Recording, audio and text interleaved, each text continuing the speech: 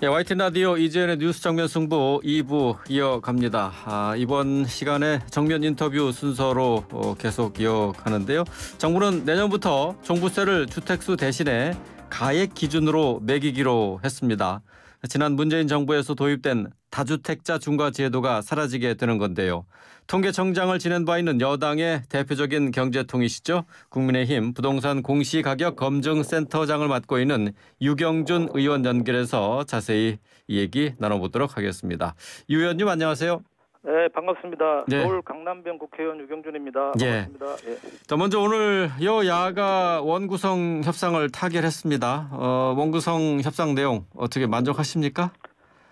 일단 국민들에게 매우 송구스럽습니다. 원래 5월 말에 구성이 돼야 되는데 약 2달 가까이 원구성이 지체된 점에 대해서는 여야 누구를 가릴 것 없이 분명히 잘못된 일이라고 생각합니다. 그런데 늦게 구성된 만큼 저희들이 밤을 새는 한이 있더라도 밀린 법안을 처리하고 정기국회에서 열과성을 다하도록 하겠습니다. 예, 알겠습니다. 밀린 법안이 여러 가지가 있는데 이제 세제 개편안도 여기에 이제 포함되는 거죠? 예. 이번에 많은 세제 개편안이 있습니다. 예. 정부가 어제 세제 개편안을 발표하면서 종부세도 변화가 있습니다. 집을 한 채 갖고 있는 사람보다 2채 이상 갖고 있는 사람들의 종부세 부담이 더 줄어들게 설계가 되는데요. 구체적으로 세 부담 얼마나 줄어들게 되는 건지 설명해 주시죠. 예, 세금을 많이 내는 사람이 크게 줄어드는 거는 맞는 말이지만은 먼저 말씀드린 거는 다주택자가 큰 이득을 본다. 결국은 부자 감세다 이런 식으로 표현하는 거는 그 여당의 정치 공세 프레임이라고 봅니다. 네. 전혀 사실이 아니고요.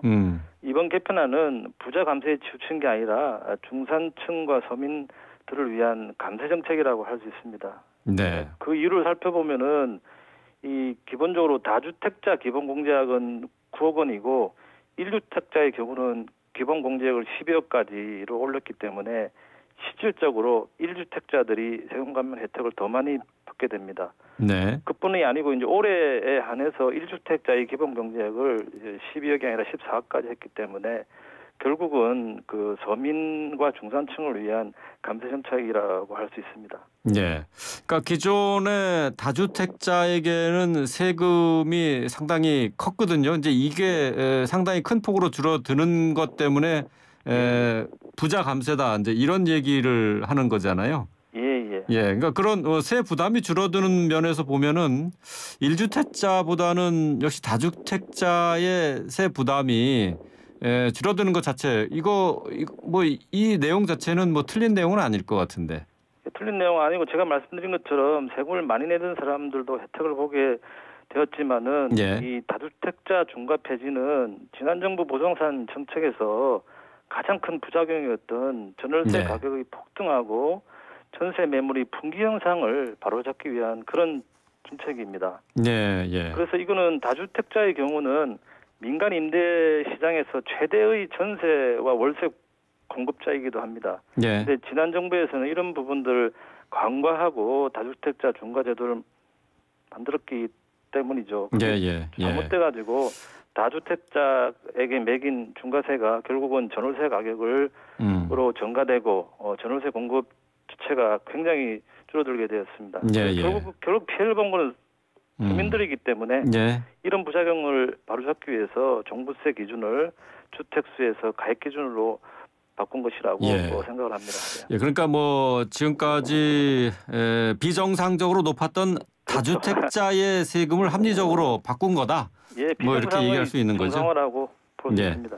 지금 종부세 과세 기준이 이제 주택 수에서 가액으로 바뀌었어요. 이 다주택자 중과 제도를 폐지하게 된 배경을 좀 설명해 주시죠. 방금 설명드린 것처럼 그 다주택자 중과 폐지는 지난 정부 부동산 정책에서 가장 큰 부작용으로 함아졌던 전월세 가격이 폭등하고 전세 매물의 분기 현상을 바로잡기 위한 정책입니다. 그 말은 이 다주택자라 하면은 민간 임대 시장에서 전월세의 최대 공급자입니다. 지난 정부에서는 이런 부분들을 간과하고 다주택자 중과 제도를 만들어가지고 결국은 그뿐 아니라 임대주택 사업자한테 받던 세제 혜택도 또 다 폐지를 해버려가지고 네. 이 다주택자들한테 매긴 중과세가 네. 전월세 가격으로 전가돼서 전월세 공급이 굉장히 빠른 속도로 줄게 돼가지고 결국은 서민들이 더 피해를 받게 되었습니다. 네. 이러한 이 부작용, 그러니까 비정상을 정상화시키기 위해서 네. 종부세 기준을 주택수에서 가액으로 바꾼 것입니다. 네. 아까 잠깐 언급을 하셨습니다만은 종부세 기준도 좀 높아집니다. 이 부분도 같이 설명을 좀 해주시죠. 이번 정부안을 보면은 종부세를 내는 기준을 기존보다 1주택자도 그렇고 다주택자도 그렇고 다 증액을 했습니다. 그에 네. 따라서 1주택자의 경우는 기존에 11억에서 12억 그리고 올해는 한시적으로 14억으로 올렸습니다. 네. 다주택자의 경우는 기존 6억에서 9억으로 종부세 내는 기준이 상향되었습니다. 네. 이는 이 문재인 정부 당시에 주택 가격이 폭등한 만큼 이에 맞춰서 종부세 기준도 상향한 것이라고 볼 수가 있고요. 이 부분은 여야 간에 이견이 없습니다. 네. 아마 이변이 없는 한 이번 정기국회에서 처리될 것으로 생각합니다. 네.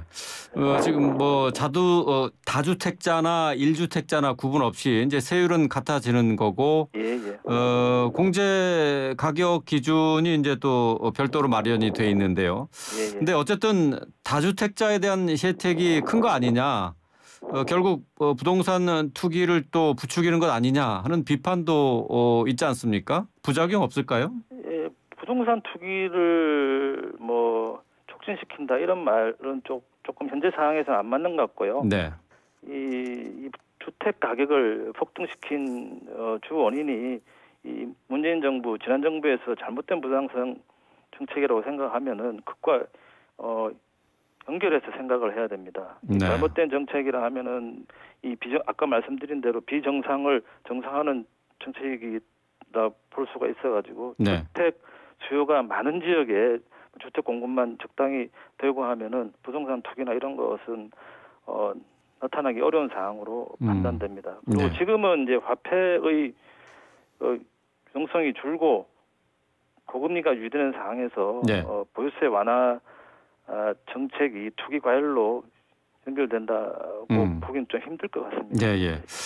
지금 말씀하신 것처럼 이제 금리가 계속해서 상승하는 국면이기 때문에 부동산 시장이 오히려 침체에 빠지지 않겠느냐 우려가 더 많아요. 그렇기 때문에 지금 이 종부세 개편안의 실효성이 그만큼 크지 않을 것이다라는 전망도 있는데 어떻게 보십니까? 예, 그런 면도 좀 있습니다.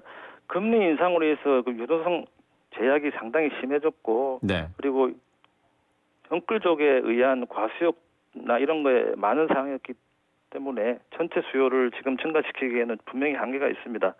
하지만 이게 지역마다 일자리 수나 교통 상황이나 이 부동산 관련 현황이 굉장히 다른 상황이어서 지역별 편차는 좀 있을 것으로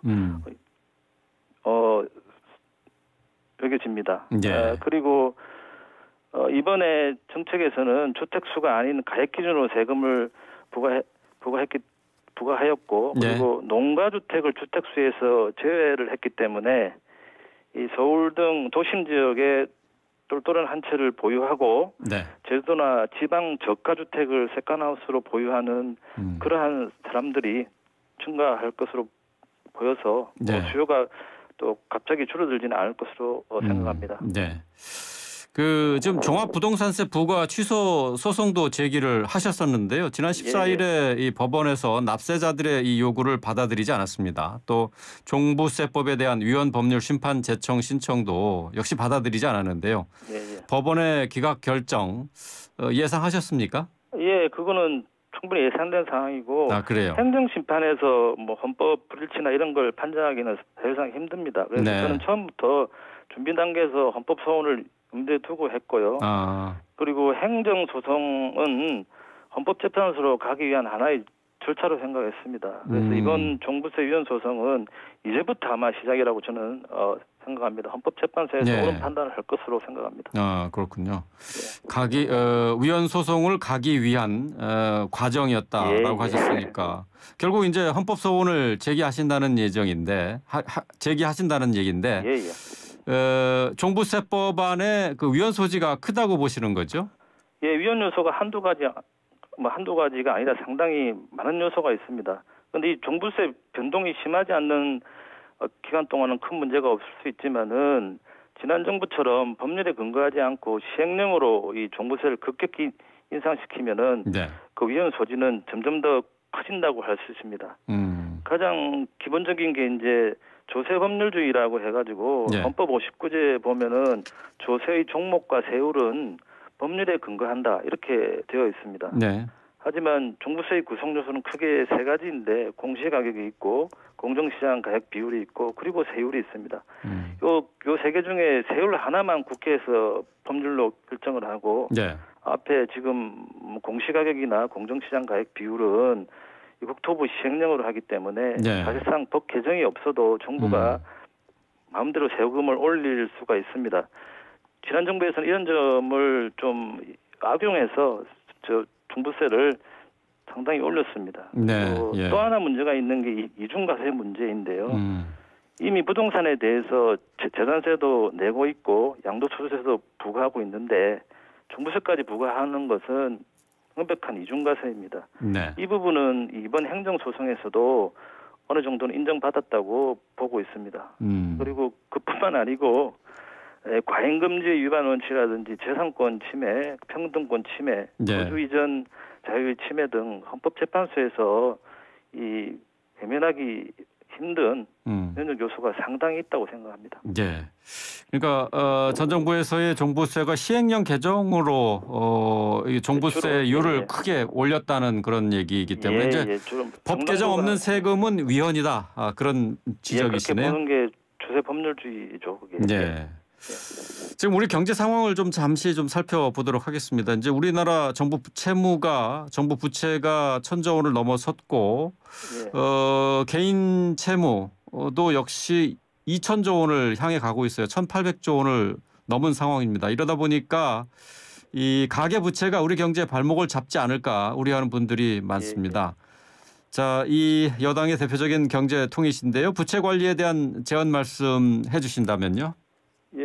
저 물가를 잡고 유동성을 제어하기 위해서 그리고 세계화 외환 시장을 고려해가지고 금리 인상은 필요한 시기인데 이 계속적인 금리 인상을 하면은 취약계층이 빌린 돈 이자 부담이 굉장히 많아지기 때문에 그런 취약계층의 이자 부담이 한계 이른 상황이라고 볼 수 있습니다. 그런데 이 부분에 대해서는 우리 정부 차원에서 조치가 필요한데 이미 소상공인과 자영업자의 고금리 대출을 7% 이하로 주금리로 전환을 했고요. 그리고 분할 상환들을 지원하기 위해서 30조 규모의 그 새 출발 기금을 설립한 바가 있습니다.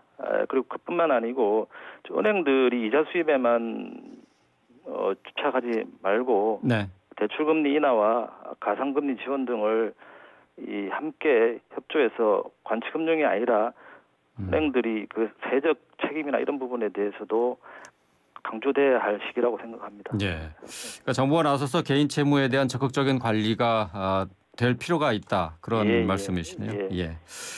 알겠습니다. 오늘 말씀 여기까지 듣도록 하겠습니다. 고맙습니다. 고맙습니다. 감사합니다. 유경준 국민의힘 의원과 함께했습니다.